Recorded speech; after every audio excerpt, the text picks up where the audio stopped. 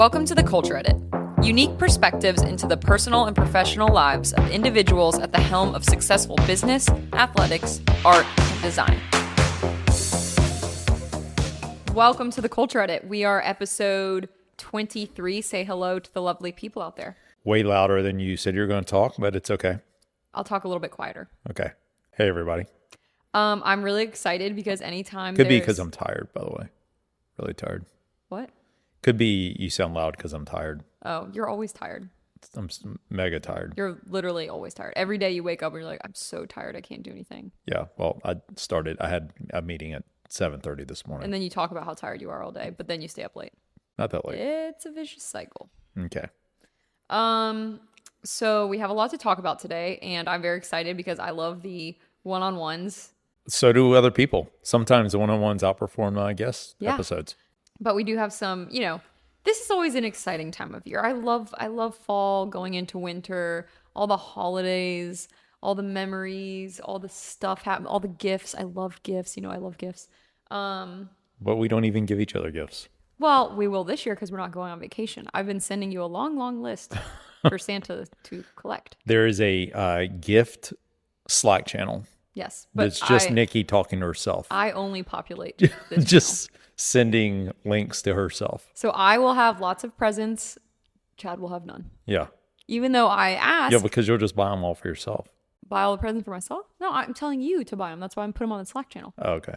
That's not that much fun, though. Well, you don't have to get everything. It's just ideas. Okay. So the surprise, so that's the strategy, is that you overwhelm me with options, and that way you're surprised by which 2 of the 50 that you sent me. Correct.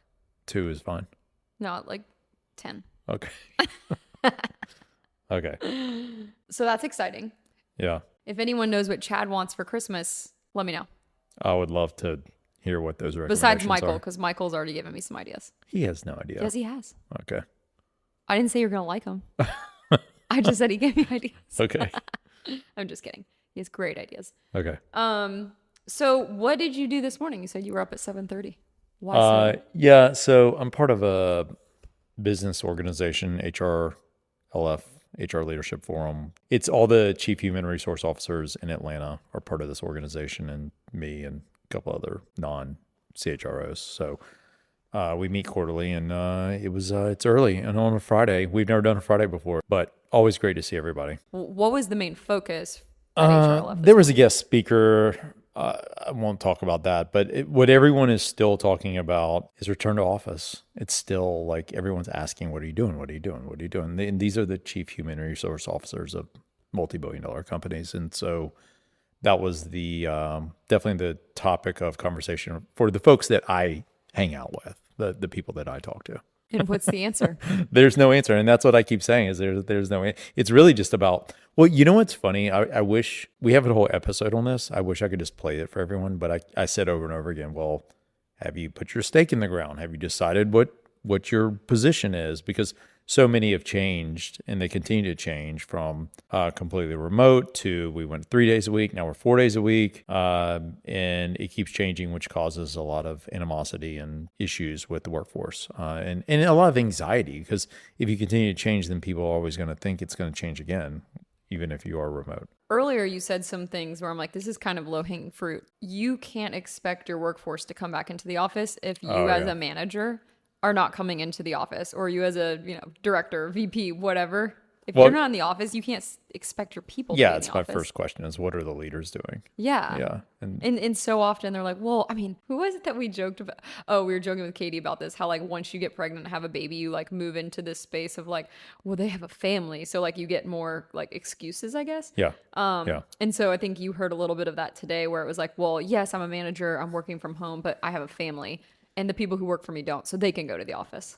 There's definitely sentiment there that the managers and leaders that aren't abiding by, I guess, most of the CEOs want everyone back.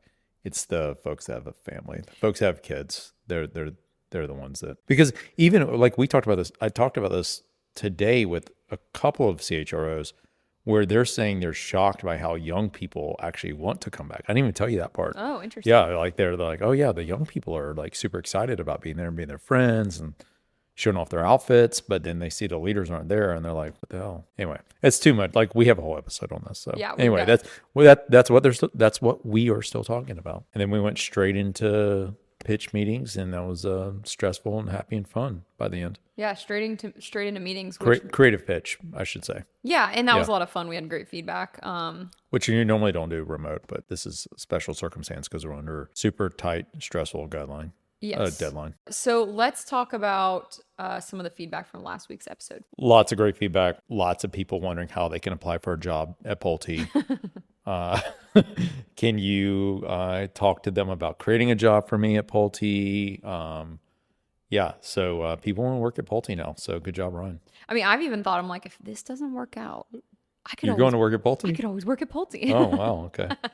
Yeah. So, he did we knew he would. He did an amazing job. And the conversation, I think, was so natural. And people, I don't say people are surprised by that, but I think maybe they are. I think that they see a CEO of an organization that large and they think that it's got to be scripted. But I think the most powerful message you can get from executive at that level is the unscripted message. It's the one that comes from their gut, and that's what you heard. So I think that's why so many people are excited about it. Yeah, like I think people just loved hearing about the culture of Pulte, and I think that was really inspiring for some business leaders that are currently working on their company culture. Yeah. It's really inspiring to hear someone doing it well and knowing that it is attainable if you put the work in. Because I do think sometimes we'll get like, does anyone actually have a good culture, or, does that exist out there? And we always say, yes, there are places that have amazing culture, but it takes an insane amount of focus and dedication to building that good culture, which leads me to our next. Well, I was going to say the answer is yes. Look at our clients. Yeah, exactly. Which leads me to our next topic, which is our favorite show recently. You're going to let me talk about a show? Yeah. Are you going to edit this out, or maybe? Okay. I don't know. Welcome to Wrexham. So Welcome to Wrexham is about Ryan Reynolds and Rob McElhenney, who's also an actor no one's ever heard of. McElhenney. They bought a fifth tier Welsh football team, and they're documenting their journey of trying to build this team into a contender. And it's all about culture. It's all about team building. It's all about getting the right people in the right place. It's long. The first season's 18 episodes, but they're only like 20 minutes long. But it's so entertaining. And now we're well into the second season, which is up to date. Mm-hmm. It's cool because, like, you and I talk about the production value. Like, they have to have so many cameras there. Yeah, because times. They've got so many storylines with like people that live in the town, plus the players, plus the coaches, plus Ron and Rob, that I can't even imagine how much editing is going on. It's insane. And the story, whoever's producing this thing and writing it they don't write it, but whoever's producing and editing this thing is talented. But it is a story of culture. I didn't tell you this. I saw that they just released the valuation of the team, and it's increased $300 million since they bought the team. Yeah. No spoiler alert, but they've done well. Yeah. Since they bought the team. Yeah, for sure. Yeah. But it hasn't always been smooth sailing. No. Like, it's not like you watch this and you're like, oh, this is so predictable. Like, they Zero. have the ups and downs and everything. So it's a good show. Yeah, no, like, you think they're going to win the game, they lose. Yeah. Last up on the list before we get into the big news, the big dog news of this pod. Yeah. Has nothing to do with ZZ's Club and all to do with cycling. Hit it. You're talking about GCN closing, shutting down? Which I actually was the one that told you about it. Yeah. GCN Global Cycling Network. It's a classic case of them building something that was desperately needed. And this is before your time. It was really difficult to watch professional cycling on TV until GCN came along. You could get the big races. You get the Tour de France, maybe the Giro. Paris-Roubaix is always on NBC. But they're the other more obscure races, GCN. The ones that Goose likes to watch. Yes, exactly. It's GCN. It's the only way Americans could watch these races. And on top of that, they built a pretty impressive media content distribution channel. So what happened? On YouTube. They sold to a larger company a couple of years ago, which then got sold to Paramount and Universal. And they've decided to consolidate just like everyone else is, they're consolidating streaming platforms, and GCN is one of several streaming platforms for Universal Warner. I'm not sure. Just like HBO Max, had all the different streaming platforms and they just consolidated to Max. Yeah. It's the same thing. So I think the access is going to be there, but it's kind of a sad day to watch a brand that did so much go away. Bye, GCN. Bye. It's nice knowing you. Yeah. I'm sure there will be a giant gaping hole in my life now. Now, on to the really important stuff. Are you going to do like dramatic music? Yeah, dramatic. Dun, dun, dun. Enter dramatic music now.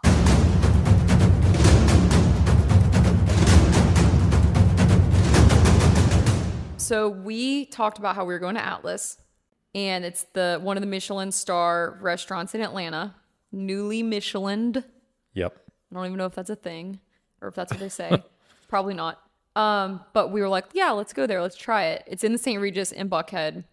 I wouldn't say we had high expectations because it's kind of been around. It's not anything like that's talked about in Atlanta, which was really weird because everyone we've told it got a Michelin star. They were like, wait, Atlas got a Michelin star? Well, you heard that in the episode with Ryan. Yeah, like people, but also from multiple others, just because I think people just don't talk about it. So I had never heard of it before it won the Michelin. But we went to Atlas, made our way back, sat in the bar area at a high top because we were like trying to be casual.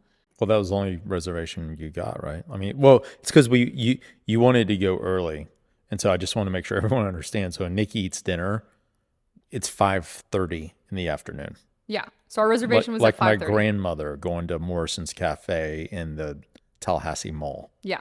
Yeah. So, well, it was actually not my idea to go at 5:30. I originally had a reservation for 7, and it was on a Saturday. You made me change it to a Friday at 5:30 because you didn't want to deal with the traffic of getting up there on a Saturday. Oh, really? Yeah, it was your idea. So let's Okay. place blame where blame is due. All right. But I do like eating early, so I wasn't opposed to it and gladly obliged. But, we sat to walk through the experience. We sit down. People are very friendly. Sat us immediately because there was no one there. Sat us immediately because there was no one there. Like, you're the people that do a 5:30 reservation. But you know what? Maybe they thought we were important because they were like, they don't want to be bothered by the other people that come in here later. That's true. So you never know. Sit down, waited for about 15 minutes to get a menu. That was the first red flag. First impression, we waited a long time just to have someone come back and bring a menu and say hello. Even though maybe we threw them off because they had just like clocked in. But that was kind of weird, but it was fine. We could look past that. Then we decide to do the chef's tasting menu because we're like, if we're here, we're going to try it all to give a review. And then the Somm walks up, and this was the second red flag. The second red flag was the Somm younger guy walks up and says, "Can I help you choose a wine?" No, I'm good. Chad says, "No, I'm good." That's what I always say. I'm like, I have my own Somm. Her name is Janine at Vinoteca, and I don't need your advice. So yeah, he's very blunt. Yeah, I'm good. And quite frankly, like, it's not a special occasion. We don't need some fancy, whatever. Yeah. And he just kind of ignores the fact that, like, he pretends basically like you weren't talking. Correct. And just continues talking about himself and his trip to Italy and how he went to this winery. Correct. And at the end of that long, very belabored story. Which I couldn't hear because he was a low talker. And so I just was looking at you. And yeah, he was I couldn't understand him either. So he was a low talker. We couldn't understand him. He belabored the story for a really long time to where we couldn't even look at the menu. And at the end of the story, he says, well, my 2 recommendations for wine. Two recommendations we didn't ask for. 2. He had 2. One was $2,600 and one was $1,600. No, $1,300. $1,300. Sorry. Yeah, one the was cheap one was $1,300. The cheap one was $1,300. Yeah. The expensive one was $2,600. Yeah. Chad was just like, yeah, we'll have the $75 bottle, which is still expensive. Like, $75 is not like a cheap. I mean, it actually is probably a cheaper bottle of wine because they're upcharging massive amounts, but. Yeah, like, it wasn't that type of dinner. We're in there at 5:30. Like, give us like the cheapest bottle of wine, and we want to just try good food. We weren't there for the wine. Yeah. And so that was weird and off-putting. And maybe he just thought we were, again, like, maybe we just looked so cool that he just thought that was the way we, spent our Friday at 5:30 happy hour was $2,600 bottle of wine. That could be it. Between the two of us, but we didn't do that. So chef's tasting menu, I will say 50% of the menu I liked. 50% of the menu I was not crazy about. Okay.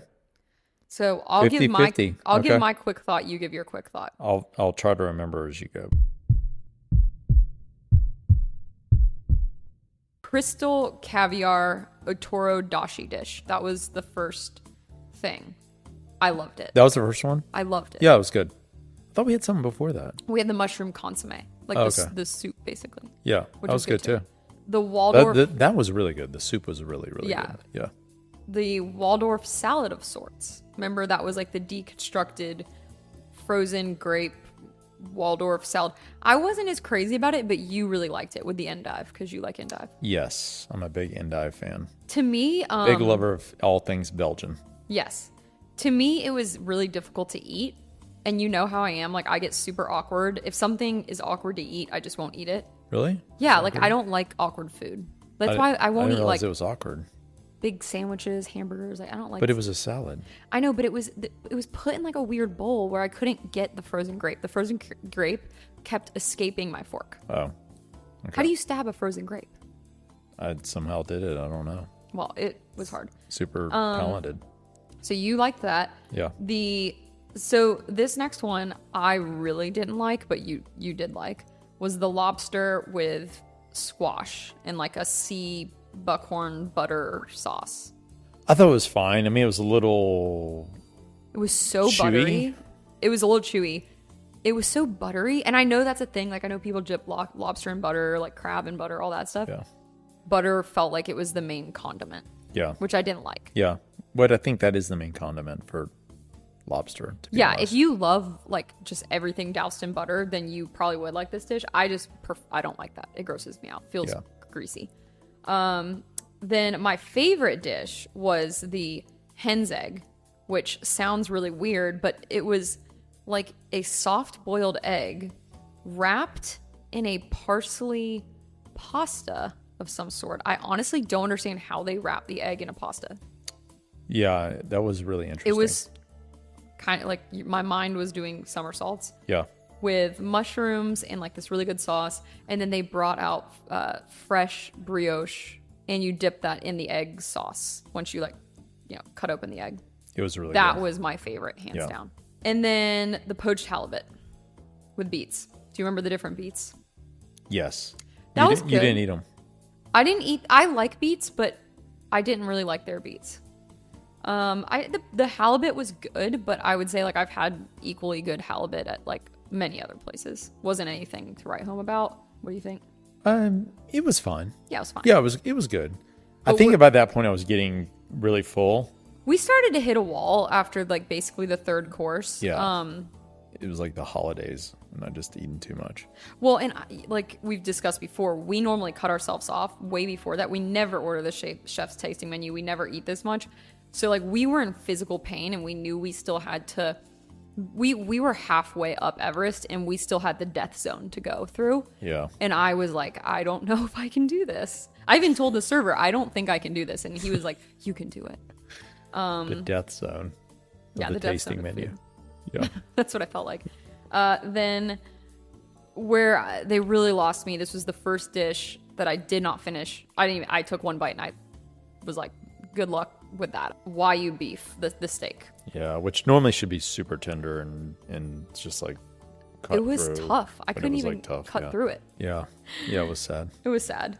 So I sent that back, or I didn't send it back. No, you just didn't eat it.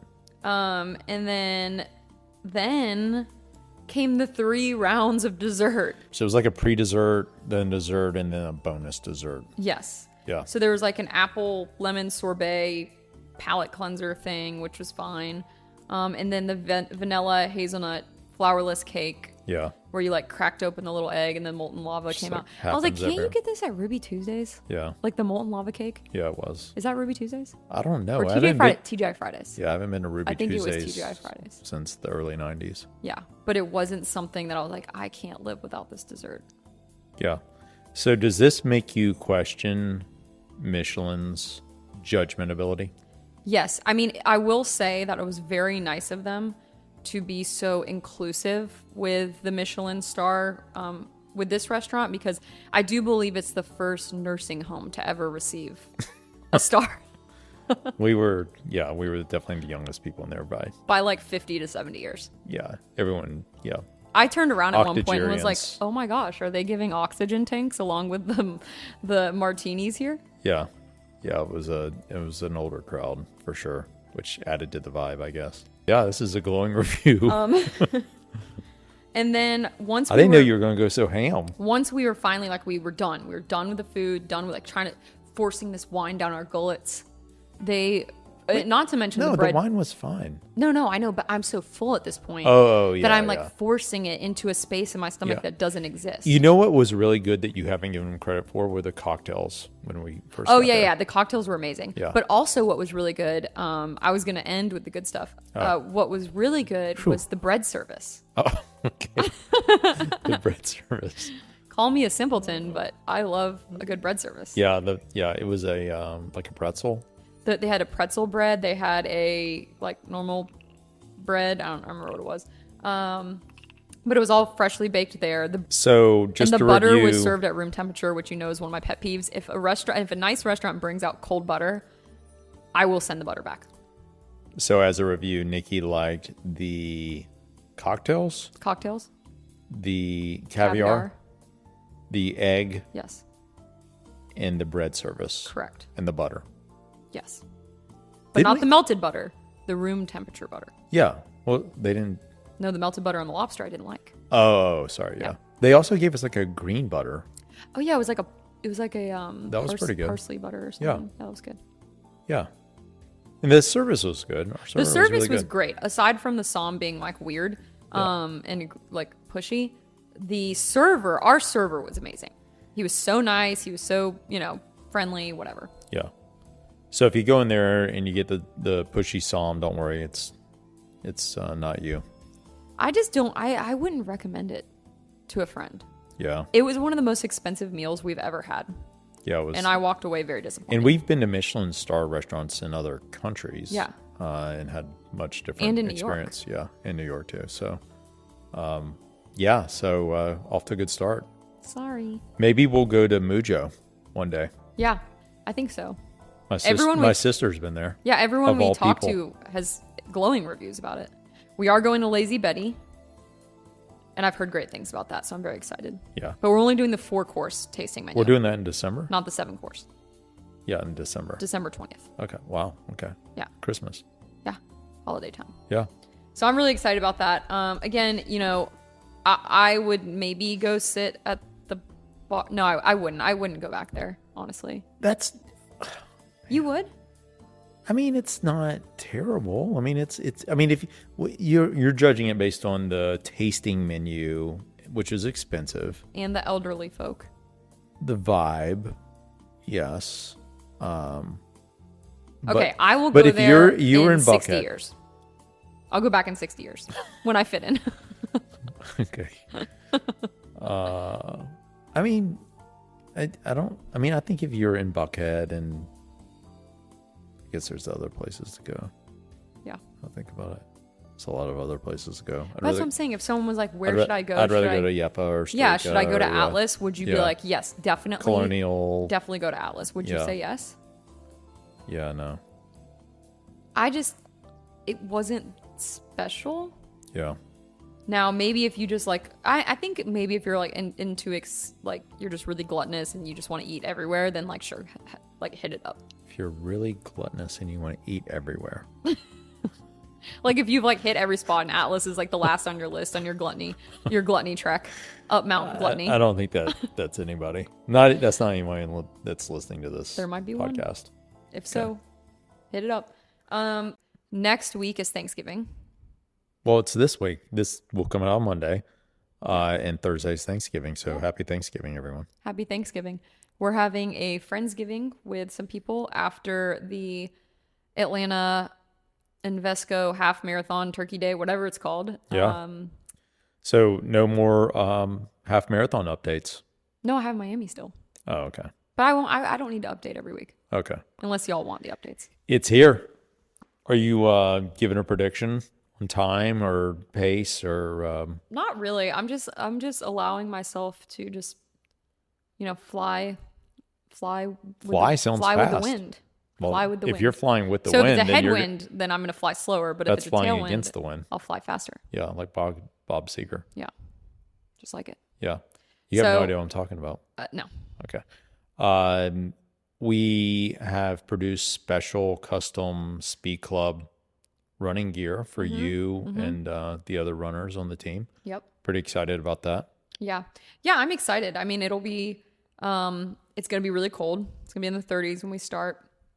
It'll warm up to 60 by the like midday, but we'll be done by then. And then you're going to take the tent and set it up like a tailgate in the parking lot of the green lot. Old Turner Field green lot. And afterwards, if it's not too miserable and freezing, we will hang out and have drinks. Yeah.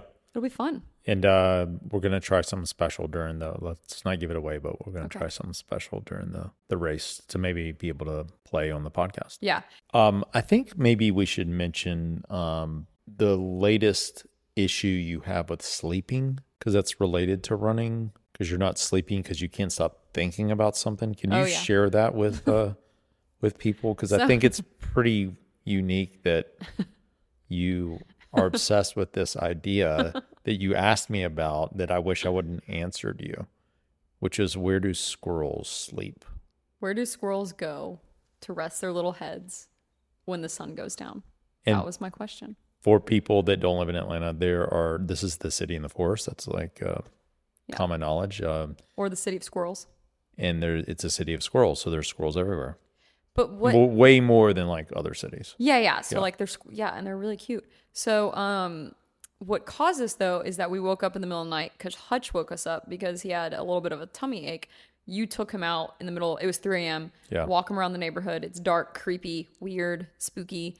And you said he pushes on the door, by the way, if he doesn't feel good. Yeah. He wakes you up. Yeah, says, he pushes. He like knocks the door with his paw and then whines. Yeah.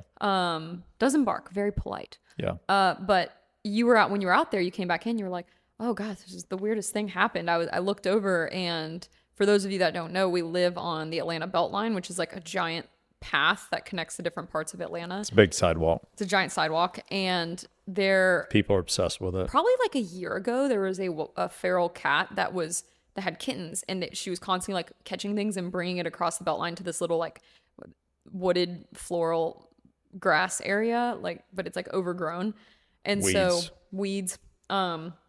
And so you said the other night when you were walking Hutch, the cat, there was no one obviously on the Beltline because it's 3 a.m. and there was like 9 cats. 8 cats. Yeah. Just standing on the Beltline. Just standing on the Beltline. And they're all black. All black.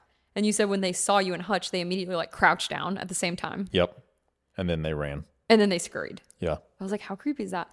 But then when you said that, so I considered it 8 times bad luck. Yeah. Then when you said that, I was wondering, well, like they're in the wood, they're in that tall grass just watching us all day. And then I was like, where did all the squirrels go at night? And I was like, do squirrels go to sleep in trees? And I said, yes. Yes. And then I thought to myself, wouldn't it be really cool if we could walk around at night with infrared like heat goggles and look at the trees? Because there would just be like thousands of squirrels in the trees. Squirrels and birds. So you just see all these little dots all over the trees. It'd be like if you had a drone. Yes, if you had a drone and you flew over all the trees and you just would see like millions of critters sleeping. You can't stop thinking about this. And so I can't stop thinking about that now because it seems like such an unattainable thing that we'll never have. Like I feel like I'm never going to get this opportunity to have night vision goggles or infrared, whatever they're called, where I can see their little heat from their little bodies and witness all of those creatures sleeping in the trees. So if there's someone out there with a night vision heat camera that can be attached to a drone, or my face, or your face, I can wear it. Well, I don't think you see as much from the ground. Really? Why? I think you gotta get, because you see through the trees though. No, but they're on top of the limbs, so you can't see through the limbs. So you got to get a drone. This is like, I've thought about this. You got to fly the drone up. Well, the drone seems maybe a little like it could be possible. Yeah. And then you fly the drone. This is what I want for Christmas. Above.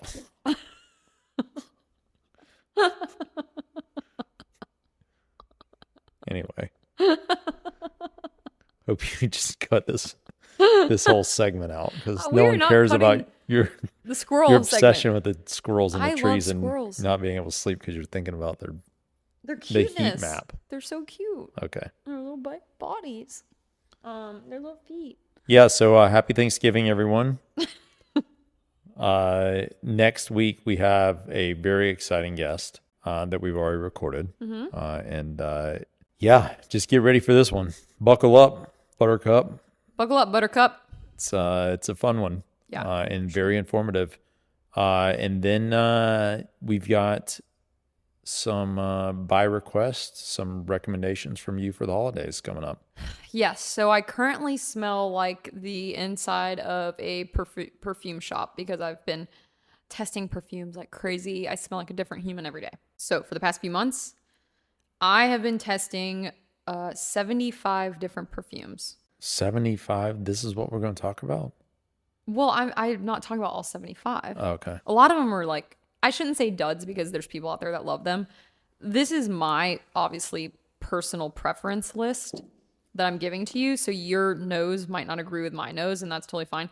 All right. Bye, guys. Thanks for listening. Unless you want to buy your significant other Yeah, you can perfume. sign off now. Okay. But this is going to be interesting, so don't sign off. Okay. So I'm sure you've got a perfume song. You are now being transported into the world of perfume. Okay, so I've tested 75 perfumes over the past few months. Some of which I've purchased, but most of those are just samples. So you've have 75 samples. Not, correct. No. Not yeah, you're yeah. going to Sephora and squirting yourself. You can't 75 get these times. at Sephora, baby boy. Okay. Okay. We're much more elevated than I didn't know. Sephora. Okay. Okay, you can't get these at Sephora. What about Eckerd's? You can't get them on Amazon. You can't buy them at your local CVS. Eckerd's? Get classy, people. Okay. Do you even know what Eckerd's is? Yeah, we had them in Orlando. Oh. I know it was your first job. Trust me, I've heard all about it. Yeah. Okay. So I'm going to start with the lightest and kind of work towards like the most like in your face. Lightest smelling. Lightest smelling. And also wearing. So Can perfume stain your clothes? if it has color in it, yeah, it can, like an ambery or a saffron. Sometimes perfumes with saffron will have like a yellowy red tint to them. I suppose it could, but they're not typically. Because I wear white shirts a lot. Yeah, I mean, I worried about wouldn't it. spray it super close to your white shirt if you spray it far enough away. But you do have to be careful though, because some perfumes have oils in them, so you don't want to get it on your clothes if it has oil in it. Okay. Sorry to just. Yes. Start So with the I lightest. discovered through all of this process that I really love floral perfumes. Because most of my recommendations are in the more floral category, but that doesn't mean they're super, super girly. So I will start with the most feminine, or what I would consider the most feminine, Ex Nihilo Iris Porcelana. Porcelain. It's porcelain. Okay. And so I'm kind of doing like what and who, what it is, which means what's it smell like, and then who could you get it for, or who wears this. Okay. So what? It's powdery, floral, soft, smooth. So iris is one of the most precious floral smells that perfumes can have in them. So you think very like classic, feminine, elegant, people who are very girly, who like to, dress up, classic, preppy. I think of Audrey Hepburn or Grace Kelly when I think of this perfume. Are you going to analogize every perfume to a human? Yes. Oh, okay. And then when I actually looked up Audrey Hepburn's perfume that she wore, it was No these way. exact notes. So No. I was, yes, I swear. I got it right. Wow. Yeah. So yeah, you know the lady in your life who is classy, elegant, loves a nice, she's not going out partying all night. Like, she's a classy lady. This perfume's for her. Is there a Madonna perfume? There isn't, but I can pull her into this. Okay. If that's what the request over there. Okay. So the next one is actually one of my favorites. How many are these? Are we doing? I don't know. Can you let me go? Okay. Okay. So Perfume de Marly has a perfume called Delina. Is so good. The floral, it's like, I don't know. To me, it kind of like blows my mind away when I first smelled it. If you love flowers, if you love bouquets of flowers and that smell, this is such a like extremely floral, sweet, juicy, creamy. It has lychee in it. Like if you're a lychee martini type of girl and you want to smell like roses and lychee martinis, I'm a lychee martini girl. This is love your it. perfume. Okay. It's rounded. I would say it's rounded out like with that creaminess with vanilla notes, and a little bit of light musk and cedar. So really good for a super feminine lady, but it's sexy, flirty, luxurious. So it's different than the last one because it's not that like, it's not as preppy, powdery. It's a little bit more flirty. Someone who's always dressed up, always put together, kind of like the ultimate feminina. I think Princess Diana when I think of this. Wow. Because she had such a spectrum of like, she could be super buttoned up and dressed to the nines from like a royal perspective, but then she had the party, like she could go out and party. She could get sexy in her dresses and like go out. She was always perfect. Like that's what I think of this perfume. Did you make all this description up, or is this? Yes, this is all me. This is me. This is you smelling it and writing down your notes. That is correct. I just love that you're using a Children's Healthcare of Atlanta notebook. Yes, this is my favorite notebook because it's quite large. The next one is so I added this in there because it's one of the most unique perfumes that I've ever smelled. It's by Frederic Malle. It's Lipstick Rose, and this is not everyone's cup of tea. Like, I would actually recommend getting a sample of this and smelling it before you spend money on it because it's not cheap. It's powdery, like, think powdery vintage lipstick, flowers, fruit, vanilla, musky. So imagine if you are in Marilyn Monroe's dressing room, old Hollywood, and she's putting on her face powder, she's putting on her bright red lipstick, she's spraying her hair with hairspray, and then she has a fresh bouquet of flowers alongside a sweet bowl of berries that she's snacking on. That is this perfume. Like using one of those old bottles with the squeeze thing?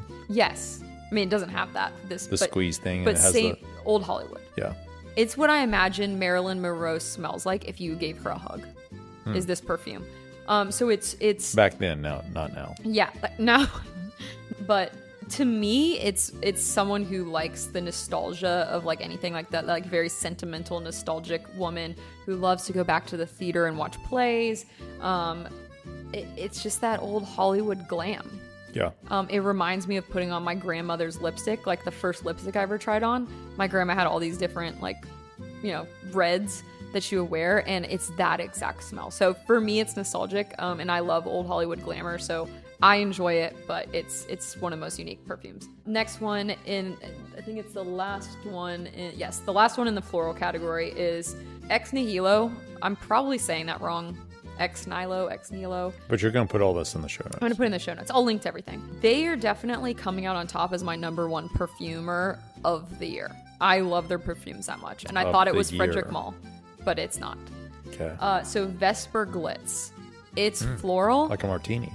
It's floral, but it's like you got a bouquet of roses from your significant other, and then you're going out and you're getting boozy and you're having drinks late night at a swanky club in Paris. So it has all of the fresh florals with a side of boozy romance. I think it's intoxicating in the way it smells, and it's the perfect going out floral perfume. I've been actually wearing it a lot compared to a lot of the other testers that I've had. I've probably been wearing it the most. When I think of this, I think of Sophia Loren.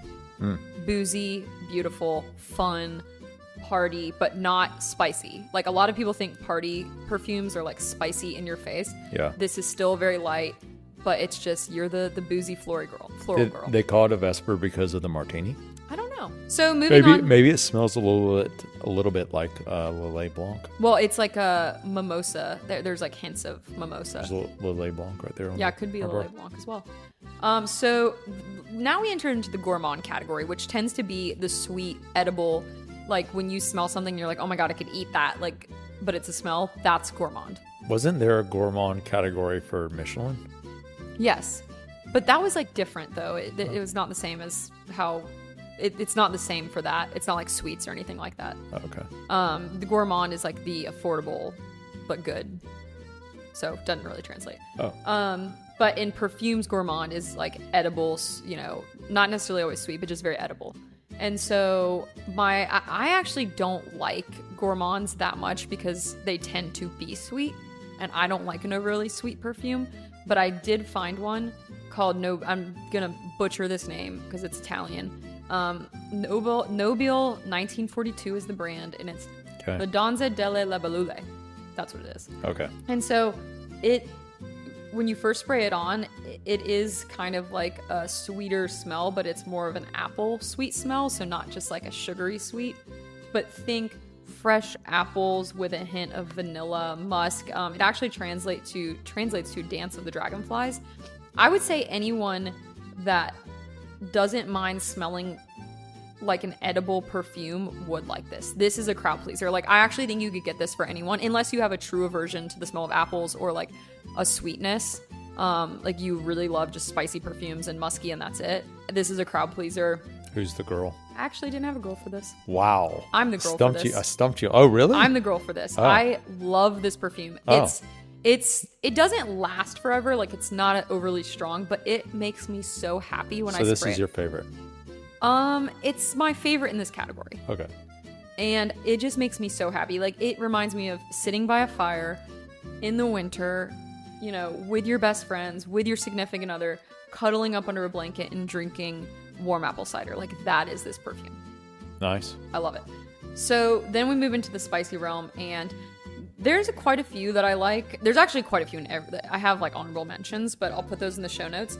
But I used to love Byredo, the perfume brand. I still love Byredo, but it drives me crazy how popular it's gotten, because now every girl you pass on the street of New York or Atlanta smells like a specific Byredo perfume. But is that really like, I think that's maybe just your perception that it's gotten popular. Maybe there's certain people that you know that use it, and that's why you think that. I think it's pretty popular. Okay. Like, you don't have to be a perfume expert to know about this perfume. Okay. Is it at Sephora? It's not at Sephora, but it's at a lot of other places. Okay. So I do like, when it comes to spicy, the Byredo Black Saffron perfume.